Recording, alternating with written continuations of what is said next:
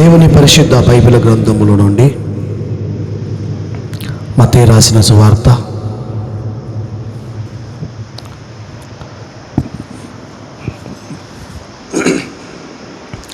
9వ అధ్యాయము. మత్తయి రాసిన సువార్త 9వ అధ్యాయము 24వ మాట చదువుకొని ప్రభు సన్నిధిలో దేవుని మాటలు పంచుకుందాం. స్థలమీయుడి ఈ చిన్నది నిద్రించుచున్నదే కానీ చనిపోలేదని వారితో చెప్పాను. చదవబడినటువంటి లేఖన భాగమును గమనించినట్లయితే ప్రభు సన్నిధిలో బైబిల్లో మనకు ఒక మంచి మాట కనబడుతూ ఉంది. అదేమిటంటే స్థలమీయుడి. భూప్రపంచములో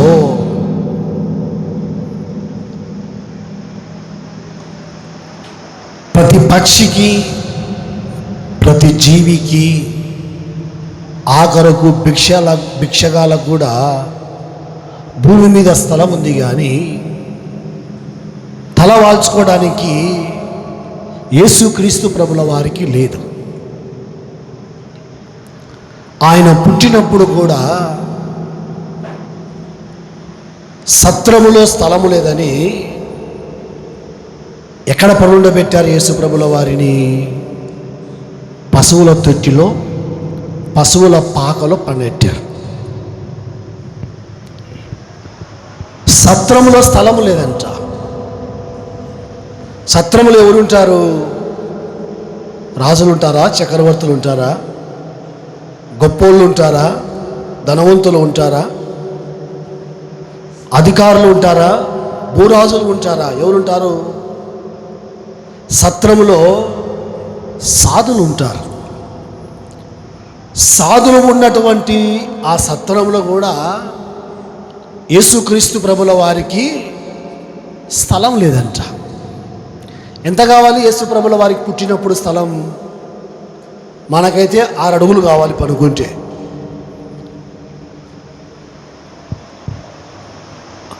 భూమి మీద కానీ భూమి కింద కానీ 6 అడుగులు కావాలి. భూగర్భములో కానీ. యేసు ప్రభుల వారు అప్పుడే పుట్టాడు. అప్పుడే పుట్టినటువంటి శిశువుకు మహా అంటే 2 అడుగులు కూడా ఉండరు. అడుగున్నర, అడుగు ముక్కాలు అంతే.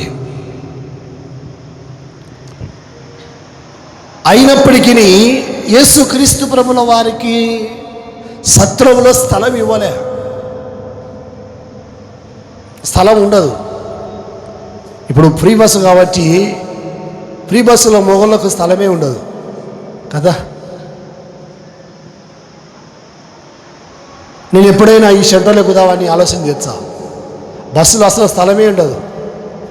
ఫస్ట్ నుంచి లాస్ట్ వరకు మొత్తం లేడీస్ అంటారు కదా. ఎవరికి స్థలం ఉండదు, ఫ్రీ బస్సు కాబట్టి. అది యేసుక్రీస్తు ప్రభుల వారికి సత్రములో కూడా స్థలము ఇవ్వలేదు. లేక కాదు, ఇవ్వలేదు.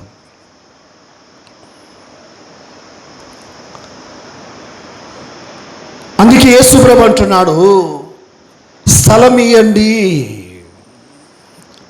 స్థలమీయుడి. ఒక పరిసయ్యుడు వచ్చాడు. ప్రభా, నువ్వు ఎక్కడికి వెళ్తే నేను అక్కడికే వస్తా ప్రభా అంటాడు. యేసు ప్రభు అంటాడు, ఆకాశ పక్షులకు గూళ్ళు ఉన్నాయి కానీ, నక్కలకు బొరియలు ఉన్నాయి కానీ, మనిషి కుమారుడు తలవాల్చుకోవడానికి స్థలం లేదు. నేను వస్తా ప్రభు, నువ్వు ఎక్కడ ఉంటే నేను అక్కడికి ఉంటా, నువ్వు ఎక్కడికి వెళ్తే నేను అక్కడికి వెళ్తా ప్రభు అంటే, నాకే లేదు నాయన ఉండటానికి ఇండ్లు, ఉండటానికి స్థలములు నాకే లేదు ప్రభు. అయ్యా, నీకెక్కడి నుంచి వస్తుందని యేసు ప్రభు చెప్పాడు.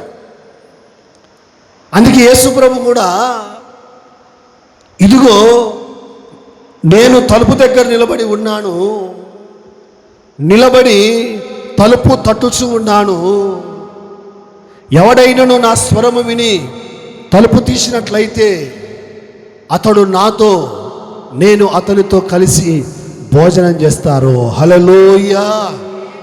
యేసుక్రీస్తు ప్రభుల వారు తలుపు లోపల ఉన్నాడా, తలుపు బయట ఉన్నాడా? బయటనే పెట్టాం. ఇంకా యేసు ప్రభుల వారికి మన ఇంట్లో స్థలం ఇవ్వటం లేదు, మన హృదయంలో స్థలం ఇవ్వటం లేదు, సత్రములో స్థలము లేదు. నక్కలకు బొరియలు ఉన్నాయి కానీ, ఆకాశ పక్షులకు గూళ్ళ స్థలం ఉంది కానీ, మనిషి కుమారునికి తలవాల్చుకోవడానికి ఎక్కడ స్థలం దొరకటం లేదు. అందుకే యేసు ప్రభు అంటున్నాడు, స్థలం ఇయ్యండి. హల్లెలూయా. దేవుని యొక్క బిడ్డలారా, యేసుక్రీస్తు ప్రభుల వారికి మన జీవితంలో మనము స్థలాన్ని ఇవ్వాలి.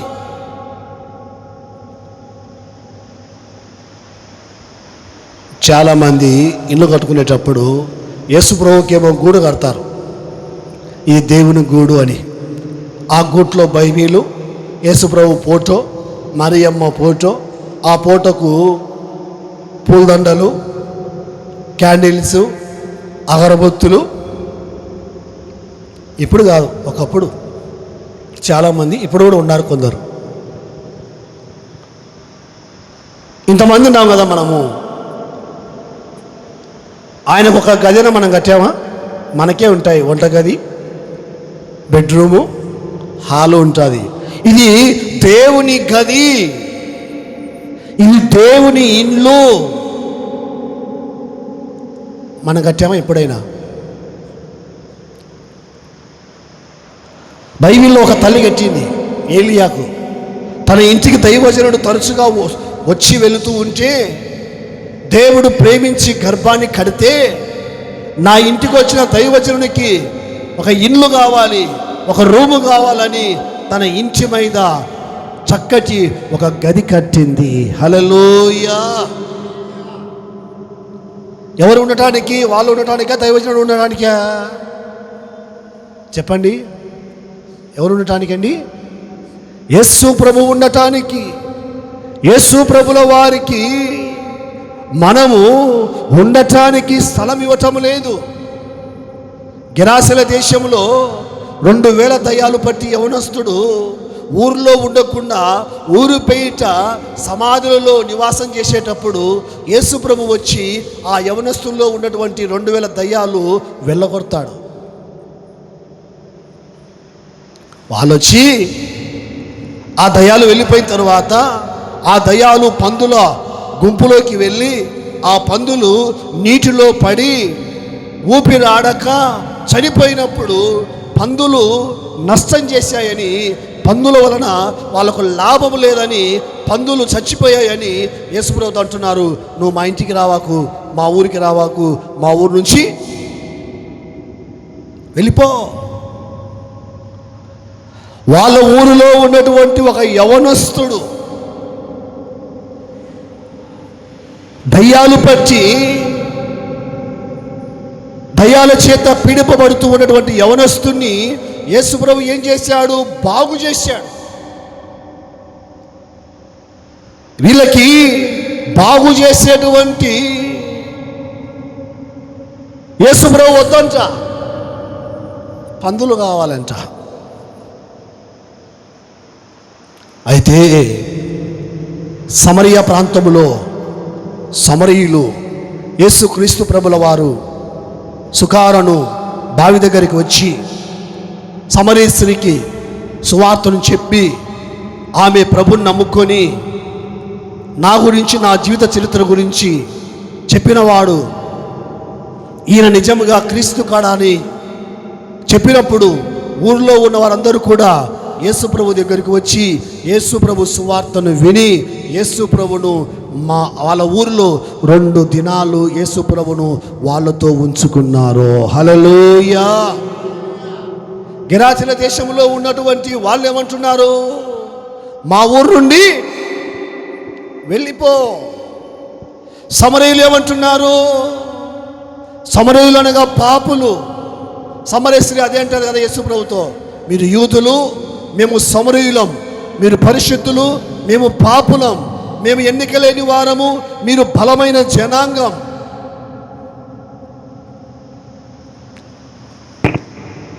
మాకు మీకు ఎలా పొత్తు?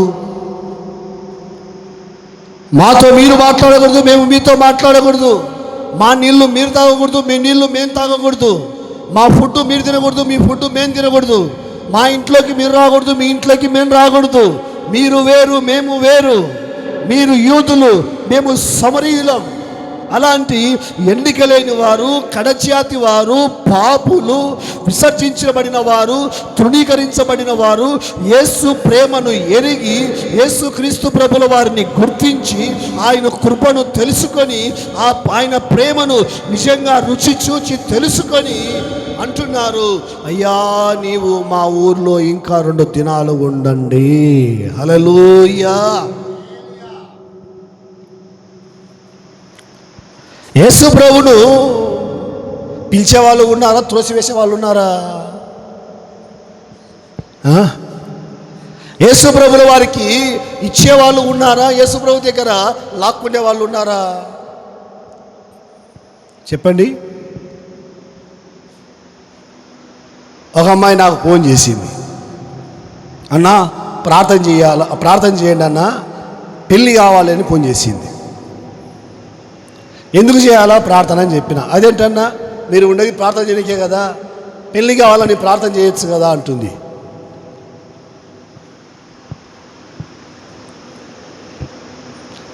పొద్దునూకులు పెళ్లి కోసం, పెళ్ళైన తర్వాత పిల్లల కోసం, పొద్దునూకులు చదువు కోసం, చదువు అయిపోయిన తర్వాత ఉద్యోగం కోసం, పెళ్ళైన తర్వాత ఇండ్లు కోసం, దీనికోసమేనా ప్రార్థన? దీనికోసమేనా ప్రార్థన? దేనికోసం చేయాలా? నేను రక్షింపబడ్డాను, నీవు రక్షింపబడ్డావు. నువ్వు రక్షింపబడి ఎన్ని దినాలైంది? బాప్తిసం పొంది ఎన్ని దినాలైంది? రక్షణ పొంది ఎన్ని రోజులైంది? మారు మనసు పొంది ఎన్ని రోజులైంది? నీలాగా మారు మనసు లేక, బాప్తిసం లేక, రక్షణ లేక లోకములో ఎంతోమంది పాపములో, శాపములో, విగ్రహారాధనలో, చీకట్లో నశించి నలిగిపోతున్నారు. వాళ్ళ కోసం మనం ప్రార్థన చేయాలి కానీ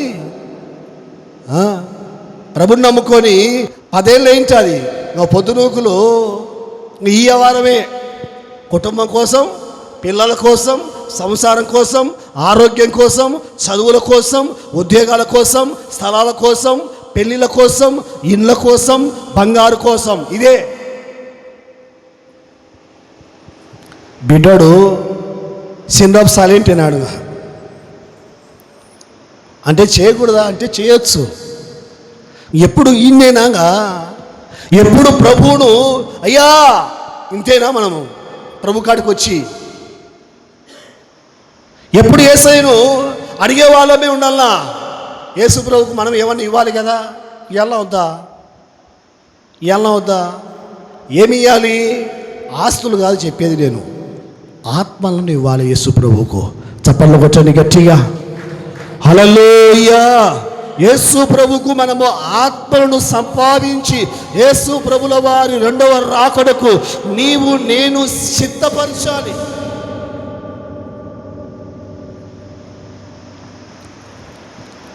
హల్లెలూయా.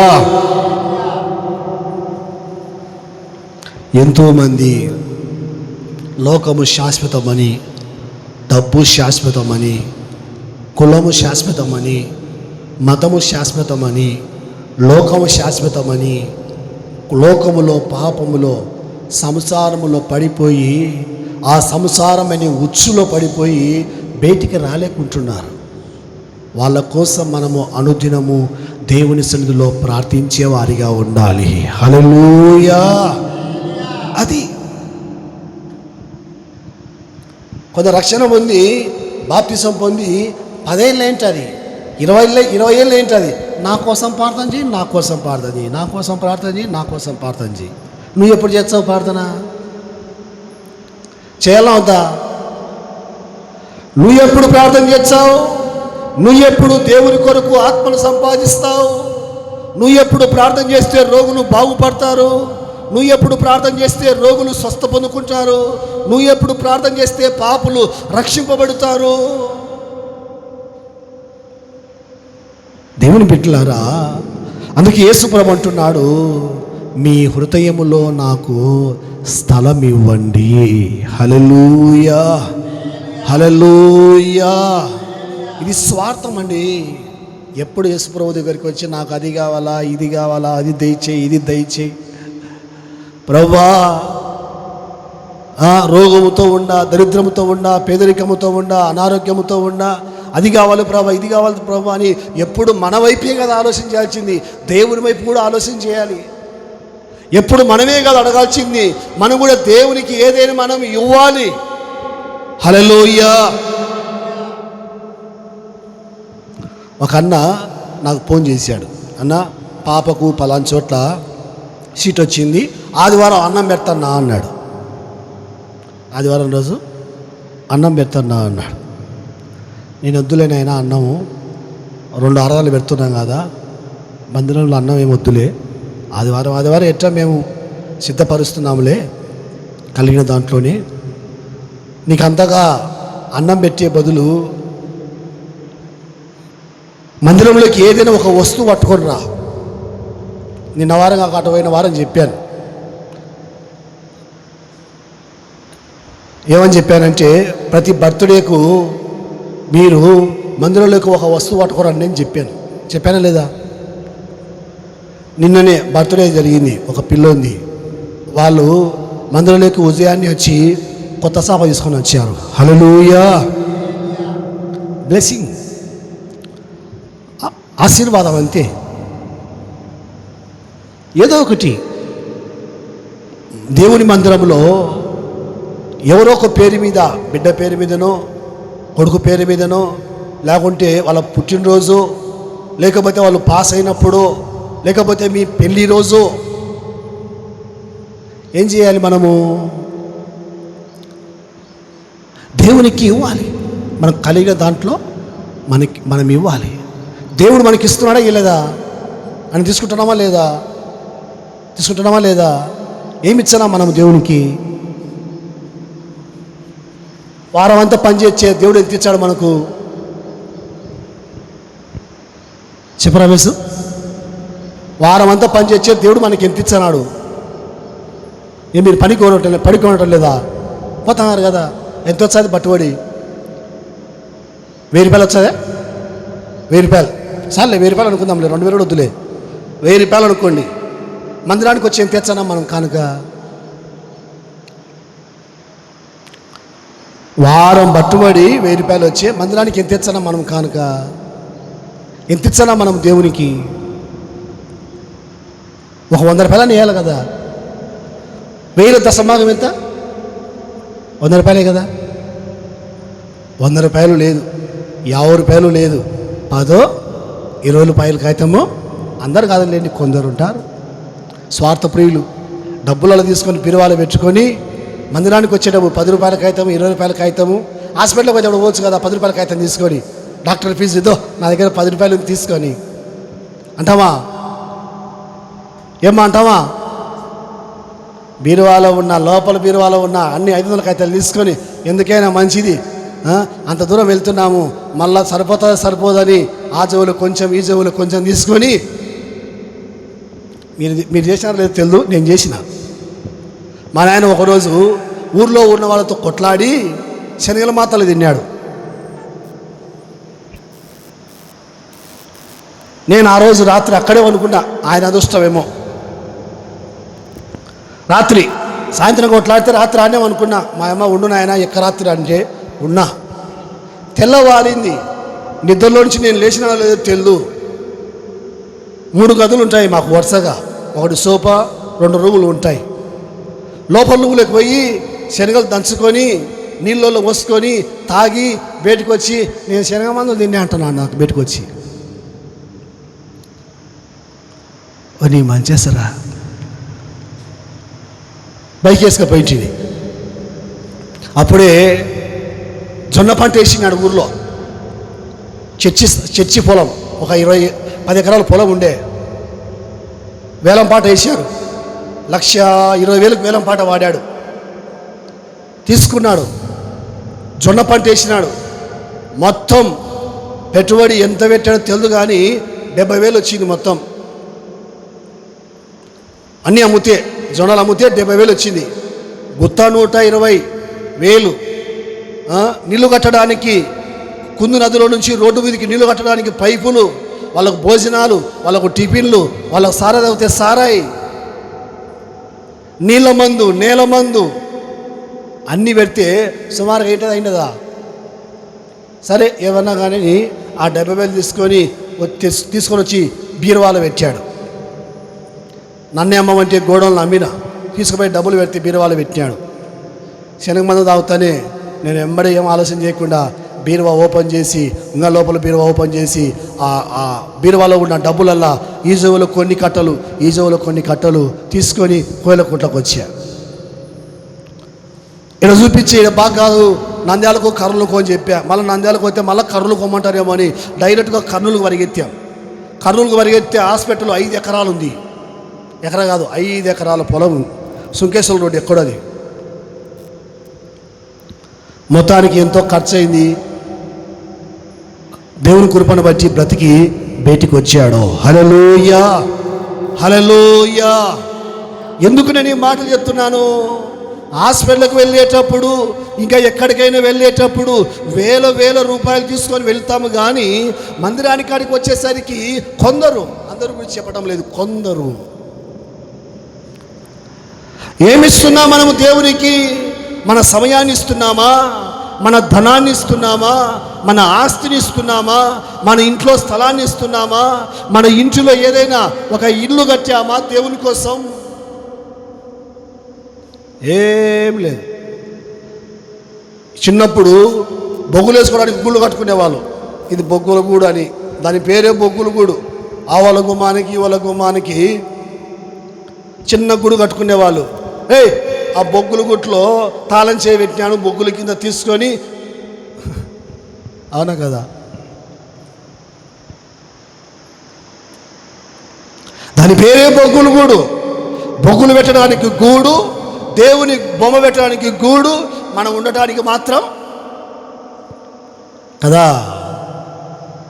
దేవుని బిడ్డలారా, అందుకే ఇంకా కొన్ని క్రైస్తవ కుటుంబాలు దీవెనకరంగా, ఆశీర్వాదకరంగా మార్చబడటం లేదు. ఒక అన్న గురించి నాకు సాక్ష్యం చెప్పారు.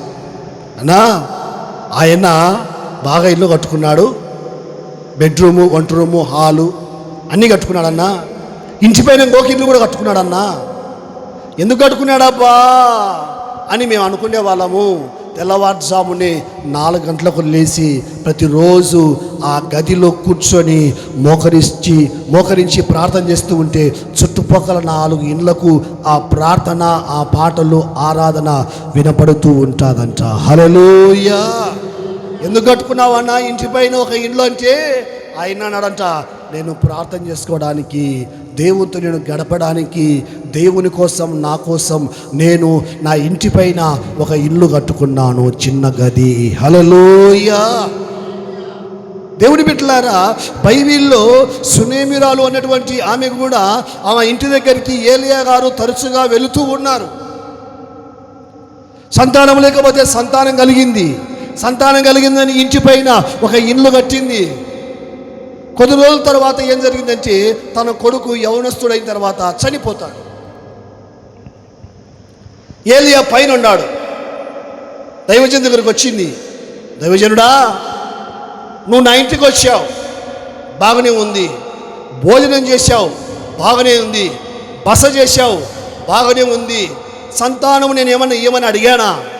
నువ్వే అడిగి ప్రార్థన చేసి దేవుడు నాకు సంతానం ఇచ్చాడు. అయితే ఇప్పుడు చనిపోయాడయ్యేవాడు. అవునా? తీసుకురా నా దగ్గరికి, పైకి తీసుకొని రా, మేడగదిలోకి పైకి తీసుకొని రా అని చెప్పినప్పుడు ఆ బాబును, ఆ చిన్నవాడిని మేడగదికి తీసుకొని వెళ్ళినప్పుడు ఆ చిన్నపిల్లవాడు చనిపోయి ఉన్నప్పుడు, దేవుని యొక్క బిడ్డలారా జాగ్రత్తగా వినండి, చనిపోయి ఉన్నప్పుడు ఆ ఏలియా చేతిలో చేయి పెట్టి, పాదములో పాదం పెట్టి, నోట్లో నోరు పెట్టి, కంటిలో కన్ను పెట్టి, ఇదిగో గాలి ఊదినప్పుడు ఆ చిన్నవాడు, చనిపోయిన వాడు తిరిగి లేచాడు. గట్టిగా చప్పట్లు కొట్టండి. హల్లెలూయా. యేసుక్రీస్తు ప్రభుల వారికి స్థలం ఇస్తే మనకు ఎప్పటికైనా బెనిఫిటే, ఇవ్వకపోతే ఎప్పటికైనా నష్టమే. నేను కొన్ని ఊర్లకు ప్రార్థనకి వెళ్తూ ఉంటా, ఏం మా ఊరికే రావాలా అనేవాళ్ళు కొందరు, ఇంకా కొందరు మళ్ళా రాపో అటు పోయి. చాలామంది తెలిసి కూడా దేవుని ఆశీర్వాదాలు పోగొట్టుకునే వాళ్ళు ఎంతోమంది ఉన్నారు. అవును, కొందరు రాకపోతే బాధపడతారు. ఈ మధ్యన నేను 3 వారాలు అయింది కదన్నా వినపడ రాక, 3 వారాల 2 వారాల 3 వారాలు అయింది. 1 వారం మీటింగ్ ఉండి పోలేదు, 1 వారం వాతావరణం సరిగా లేక పోలేదు. ఎందుకంటే బీనిపాల్లో ఊరు పెట్టి పోవాలా, దుమ్ములో పోవాలా, పొలంలో పోవాలా, వర్షం బతికిన బైకు దొల్లదని పోలేదు. నా పోయినా ఉంచి వాళ్ళు అంటున్నారు, అన్నా ఎందుకు రాలే, 3 వారాలు అయింది ఎందుకు రాలే, ఏం జరిగింది? నిజంగా అలాంటి తల్లులను చూసి నా మనసులో, హృదయంలో చాలా సంతోషించాను. అన్న భార్య అంటుంది, ఎందుకు రాలేదు చెప్పు, ఏ కారణం? నువ్వు వచ్చే కదా మాకు నెమ్మది, ఆరోగ్యం, ఆశీర్వాదం. దేవుని గురించి ఎరిగిన వారు, దేవుని కృపను గురించి ఎరిగిన వారు, దేవుని ప్రేమను ఎరిగిన వారు ఏం చేస్తారంటే, మన ఇంటికి దైవజనుడు ఎప్పుడు వస్తాడా, ఎప్పుడు వారి పాదములు మా ఇంట్లో పడుతాయా, వారికి నీళ్ళిచ్చిన ఆశీర్వాదము, వాళ్లకు చిన్న భోజనం పెట్టిన ఆశీర్వాదము, వారి పాదాలు మా ఇంట్లో పడిన ఆశీర్వాదం అని ఆశ కలిగిన వాళ్ళు ఎంతోమంది ఉన్నారు. అయితే కొందరు తెలుసు, మన మందిరానికి వచ్చండి, చప్పట్లు కొట్టండి గట్టిగా, హల్లెలూయా. ఒక ముసలి చనిపోతే కిష్టిపాల్లో ప్రార్థన చేయడానికి ఒక ఆయన వచ్చాడు. నేను కూడా తెలిస్తే నేను కూడా వెళ్ళాను, పిలిస్తే భూస్థాపన కార్యక్రమం చేసి ఆన్నే ఇట్లా అంటానంట. ఏమంటే భూస్థాపన కార్యక్రమం చేసిన కదా డబ్బులు అంటానంట ఆయన. ఈ డబ్బులు అన్నాడంట, ఇచ్చలేంటి ఇయ్యాలి, ఇన్నే మళ్ళీ మర్చిపోతారు అనే శవంకాన్ని అని బూడిసినాడు. ఆయన అడుగుతున్నాడంట, ఇచ్చపాయా అంటే, లే ఈయన మళ్ళీ ఎందుకు, మళ్ళీ మీరు ఏడ్చుకుంటా కార్చుకుంటా ఇచ్చారు ఏదో తెలుదు నాకు, ఈయన అన్నాడంట. నేను కూడా పుస్తకాపన కార్యక్రమం అయినా, నేను కూడా పాట పాడి ప్రార్థన చేసి సమాధి కార్యక్రమం చేసినాను. నేను ఇంటికి వస్తూ ఉన్నా, బైక్ మీద వచ్చా ఉంటే ఆయన కానుక ఇవ్వడానికి నా దగ్గరికి వచ్చాడు. నేను అన్నాను, వద్దులేనా, ఏందన్నా వద్దంటావు, కానుక తీసుకున్నా అంటే, లేదులేనా వద్దులేనా అని చెప్పాను. దేవుడి బిడ్డలారా, ఇంకా దినాలు చేశారు కదా, దినాలకు ఆయన పిలుచుకోలే నన్ను, ఆయన నన్నే పిలుచుకున్నాడు. ఏమైనా ఆయన రాలేదంటే ఆయన లాస్ట్, అదే ఫస్ట్, ఇంకా పిలిచానన్నాడు ఆయన. ఈరోజు నుంచి చిన్న కార్యక్రమం కానీ పెద్ద కార్యక్రమం కానీ నువ్వే రావాలా, నువ్వే ప్రార్థన చేయాలా. ఎందుకంటే ఆయన సమాధి కానీ బలవంతం చేశానన్నా, నాకు డబ్బులు అని. దేవుని బిడ్డలారా, నేను ఎందుకు ఈ మాటలు చెప్తున్నానంటే, బైబిల్ మనకు స్పష్టంగా తెలియజేస్తూ ఉంది, యేసుక్రీస్తు ప్రభుల వారికి మనము మన ఇంటిలో, మన గృహములో, మన హృదయములో స్థానం ఇచ్చినట్లయితే, సునేమినల యొక్క కుమారుణ్ణి ఎలాగైతే దేవుడు సహాయం చేశాడో, మన జీవితంలో కూడా ఆయన గొప్ప కార్యము చేయువాడు. హల్లెలూయా. అద్భుత కార్యము చేయువాడో. హల్లెలూయా. ఆయనకు స్థలం ఇవ్వాలి కానీ మన హృదయములో, ఆయనకు మన ఇంటిలో స్థలం ఇవ్వాలి కానీ మన దేవుడు మన జీవితంలో గొప్ప కార్యం చేస్తాడు. లాజరు చనిపోయినప్పుడు మార్తా మరియా ఏడ్చారు. దేవుడు సహాయం చేశాడు. అవును, రెండవ రాకడలో కూడా యేసుక్రీస్తు ప్రభుల వారు ఆ లాజరును లేపినట్టు కూడా మనల్ని కూడా సమాధిలో నుంచి లేపుతాడు. హల్లెలూయా. ఆయనకు స్థలం ఇవ్వాలి. అయితే మన హృదయంలో యేసు ప్రభుల వారికి స్థలం ఇవ్వాలి. అందుకే బైబిల్ చెప్తుంది, ఎవడైనను మిమ్మల్ని చేర్చుకుంటే మిమ్మల్ని చేర్చుకున్న వారు నన్ను చేర్చుకుంటారు, నన్ను చేర్చుకున్న వారు నన్ను పంపిన పరలోకపు తండ్రిని చేర్చుకుంటారు. చేర్చుకొని గిన్నెడు చల్లిండిస్తే వారు పరలోకము నుండి ప్రతిఫలము పోగొట్టుకోరని యేసు ప్రభుల వారు నిశ్చయంగా చెప్పాడు. హల్లెలూయా. అవునండి, యేసు క్రీస్తు ప్రభుల వారిని, ఆయన సేవకులను, ఆయన పిల్లలను మనం ఎప్పటికీ నిర్లక్ష్యం చేయకూడదు. మన దేవుడు గొప్పవాడు. మన ఇంటికి తీసుకుపోవడానికి వస్తాడా, లేకపోతే ఏమైనా తీసుకొని వచ్చాడా మన ఇంటికి? యేసు ప్రభు పుట్టింటికా నుంచి మీ అమ్మ నాన్నలు వచ్చారు కదా, తీసుకుపోతారా, తీసుకొచ్చారా? ఏ మరి అక్క, మీ అమ్మ తీసుకొచ్చారా, తీసుకుపోతుందా? తీసుకొచ్చారు. మన తల్లిదండ్రులే ఆ ప్రేమ ఉన్నప్పుడు పరలోకపు తండ్రి మన దగ్గరికి వచ్చేటప్పుడు తీసుకొచ్చాడా, తీసుకొని పోతాడా? హల్లెలూయా. ఆశీర్వాదాలు, దరిద్రములో ఉంటే ఐశ్వర్యము, పేదరికములో ఉంటే ఐశ్వర్యాన్ని, అనారోగ్యముతో ఉంటే ఆరోగ్యాన్ని నీకు తీసుకొని వచ్చి ఇస్తాడు ఆయన. ఎందుకంటే మన దేవుడు ఆయన ఇచ్చే దేవుడు కానీ ఆయన తీసుకునే దేవుడు కాదు. హల్లెలూయా. ఆయన మనకు సమృద్ధిగా శాంతి, సమాధానము, నెమ్మది, ఆరోగ్యము, ఆనందము, ఆశీర్వాదములు మనకు సమృద్ధిగా ఇవ్వటానికి వస్తాడు. కానీ ఆయన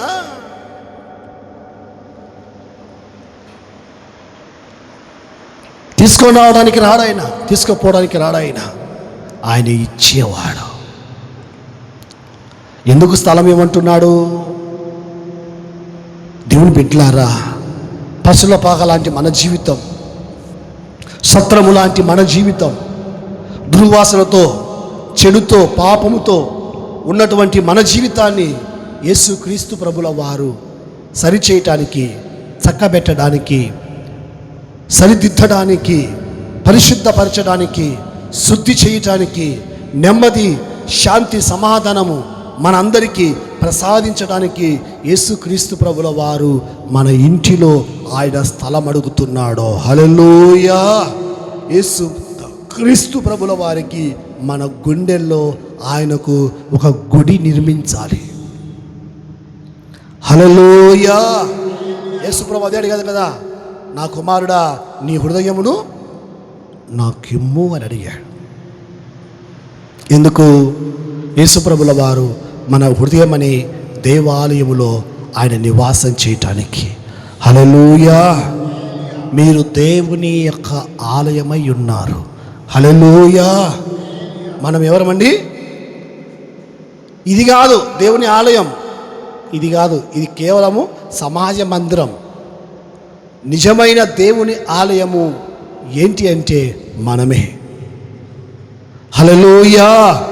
మనము దేవునికి ఒక ఆలయమై ఉన్నాం. ఈ ఆలయములో దేవుడు ఉండాలి. దేవుడు ఉన్నాడా? డబ్బు ఉందా? దేవుడు ఉన్నాడా? సంసారం ఉందా? దేవుడు ఉందా?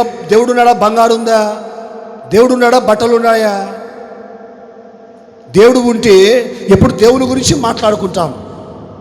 డబ్బులు ఉంటే హృదయంలో ఎప్పుడు డబ్బుల గురించి మాట్లాడుకుంటాం. బట్టలుంటే బట్టల గురించి మాట్లాడుకుంటాం. బంగారు ఉంటే బంగారు గురించి మాట్లాడుకుంటాం. సంసారం ఉంటే సంసారం గురించి మాట్లాడుకుంటాం. వ్యాపారం ఉంటే వ్యాపారం గురించి మాట్లాడుకుంటాం. ఒకసారి ఆలోచించేద్దాం, మన హృదయంలో దేవుడు ఉన్నాడా లేకపోతే లోకం ఉందా? దేవుని ఆలయములో దేవుడు ఉండాలి. కలెక్టర్ ఆఫీసులో ఎవరు ఉంటారు చెప్పండి? కలెక్టర్ ఉంటాడు. ఎంఆర్ ఆఫీసులో ఎవరు ఉంటారు? ఎంఆర్ఓ ఉంటాడు. ఎమ్మెల్యే ఆఫీసులో ఎవరు ఉంటారు? ఎమ్మెల్యే ఉంటాడు. మన దేవుని యొక్క ఆఫీస్ ఏంది? మన దేవుని యొక్క ఆఫీస్ మన జీవితమే, మన హృదయమే. ఆయనకు మన హృదయంలో, మన గుండెల్లో మనము స్థలం ఇవ్వాలి. అప్పుడు మనకు దేవుడు శాంతి, సమాధానం, నెమ్మదిని, ఆరోగ్యం, ఆశీర్వాదం సమృద్ధిగా ధారాళముగా కొరత లేకుండా మన జీవితంలో మనకు మన ప్రభువు సహాయం చేస్తాడు. ఎందుకంటే మన దేవుడు మన కోసం తన ప్రాణం పెట్టాడు, తన రక్తమును కార్చాడు, సిలువను మోసి నలిగి కరిగి ఇరిగి దంచబడి ఈడ్చబడి మనందరి కోసం యేసు ప్రభు తన ప్రాణం పెట్టాడు. దేవుని బిడ్డలారా, ప్రాణమిచ్చిన దేవుడు మన జీవితంలో ఏది కొదవ చేయడని గుర్తుపెట్టుకుందాం. దేవుడి మాటలు మన హృదయంలో దీవించును గాక. ఆమేన్. మోకరించండి, ఆరాధనలో ఏకీభవించండి.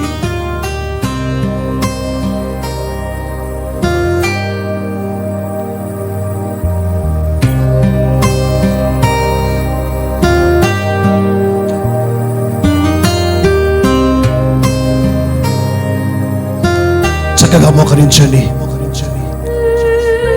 నీళ్ళు మోకాటి మీద మోకరించండి. రెండు చేతులు జోడించి మోకరించండి. యేసు ప్రభు నీ కోసం తన ప్రాణం పెట్టాడు, రక్తము కార్చాడు, గాయాలు పొందాడు. కలవరి సిలువలో నలిగి కరిగి ఇరిగిపోయి దంచబడి ఈడ్చబడి నీ కొరకు నా కొరకు తన ప్రాణం పెట్టాడు. ఆ గొప్ప దేవుని మనమందరము కూడా ప్రభు యొక్క సన్నిధిలో మనకు యేసు క్రీస్తు ప్రభుల వారు ఇదిగో మనము ఆయనకు స్థలం ఇవ్వాలని కోరుకుంటున్నాడు. మన జీవితములో, మన ఇంటిలో, మన హృదయములో, మన కుటుంబములో, మన హృదయం అనే దేవాలయములో యేసు ప్రభుల వారికి మనము స్థలం ఇవ్వాలి.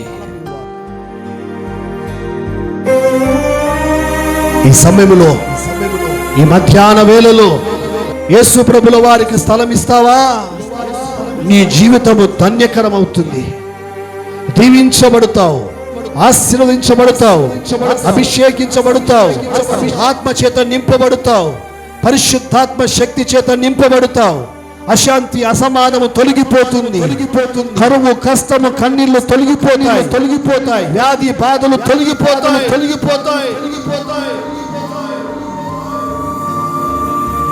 సర్వశక్తిమంతుడు, సర్వోన్నతుడు మన దేవుడు.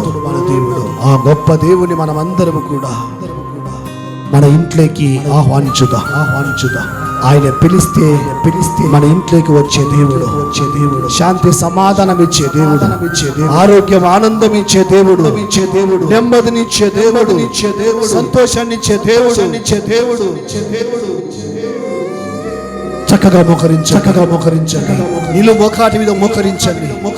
రెండు చేతులు జోడించి మోకరించండి. యేసు ప్రభుల వారికి మీ ఇంటిలో స్థలం ఇవ్వండి.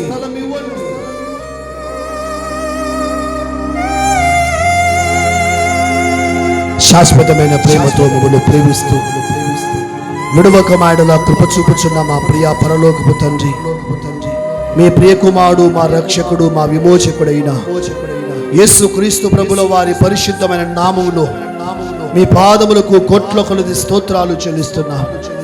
అయ్యా నా తండ్రి, ఈ సమయంలోనైనా మా అందరితో మీరు మాట్లాడిన గొప్ప మాటలు బట్టి స్తోత్రాలు చెల్లిస్తున్నాం. అయ్యా, ఇదిగో నేను తలుపు దగ్గర నిలబడి ఉన్నాను, తలుపు తట్టుచూ ఉన్నాను. ఎవడైనా నా స్వరము విని తలుపు తెరిచినట్లయితే నేను అతనితో అతడు నాతో కలిసి భోజనం చేస్తామని మా అందరితో మీరు మాట్లాడిన గొప్ప మాటలు బట్టి స్తోత్రాలు చెల్లిస్తున్నాను. అవును తండ్రి, మా ఇంటిలో, మా హృదయములో, మా జీవితములో, మా కుటుంబములో, మా సంఘములో స్థలం ఇవ్వక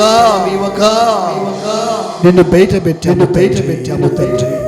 సత్రములో ఎలాగైతే స్థలము దొరకలేదో మా ఇంట్లో కూడా మీకు స్థలము ఇవ్వటం లేదయ్యా.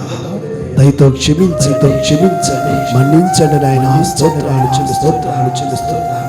మా కొరకు ప్రాణం పెట్టి రక్తం కార్చి గాయాలు పొంది సిలువను మోసి కలవరి శిలువలో నిలువెల్లా గాయపరచబడ్డారు. తండ్రి మీ పాదములకు స్తోత్రాలు చెల్లించు. మా జీవితంలో చేసిన మేలు ఉపకారములు బట్టి మీకే కృతజ్ఞతలు చెల్లించు. యేసయ్య పరిశుద్ధమైన నామములో మా స్తుతి ఆరాధన మీకే సమర్పించి వేడుకుంటున్నాము తండ్రి. ఆమేన్. అలాగే ప్రార్థనలో ఉండండి. వాళ్ళ కొరకు ప్రార్థన చేసుకుందాం.